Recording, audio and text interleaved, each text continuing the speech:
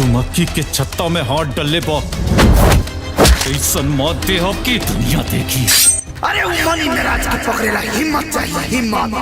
अब वो हिम्मत हमारा सीना में बा, हमारा सीना में। बहुत से खतरनाक बारका बारका केसो रखे लोग चिन्ह तरे नु। हाँ पाता सीतरबा सरवा तू लोगों में से कोई ना बची। जी हाँ, नमस्कार दोस्तों, आप सभी का स्वागत है फिर से एक बार आपके अपने यूट्यूब चैनल मटैया वाइन्स पर। तो फाइनली दोस्तों बता दें, मनी मिराज का बहुत ही हाई लेवल का मूवी का पोस्टर अभी भी रिलीज कर दिया गया है और टीजर आप लोग देखे हैं, जो आप सभी को हम टीजर दिखाए हैं और मूवी का पोस्टर रिलीज हो गया है। अब ट्रेलर बहुत जल्द आप सभी को देखने को मिलेगा और फिल्म का सॉन्ग। और बात करें कि फिल्म कब आ रहा है, तो फिल्म दुर्गा पूजा में आएगा और इनका डायरेक्टर है संतोष मिश्रा और निर्माता यानी प्रोड्यूसर है अभिमन्यु कुमार। ये बहुत ही हाई लेवल का मूवी है। और बात करें कि इसमें हीरोइन कौन है, मेन लीड में बेबी काजल और मनी मिराज और भोजपुरी की जाने माने कुछ एक्ट्रेस है और एक हीरो है।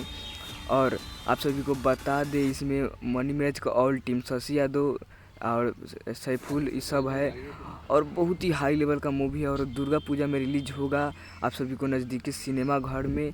और टीजर बहुत जल्द आएगा, ट्रेलर बहुत जल्द 2-3 दिन में आ जाएगा और सॉन्ग भी आ जाएगा त्रिमूर्ति म्यूजिक वर्ल्ड यूट्यूब चैनल का माध्यम से। तो चैनल को सब्सक्राइब कर लीजिए और हमारे चैनल को सब्सक्राइब कीजिए और बेल आइकन को प्रेस कर लीजिए और वीडियो को शेयर कर दीजिए। और मनी मिराज को चाहने वाले हैं तो चैनल को सब्सक्राइब कर दीजिए।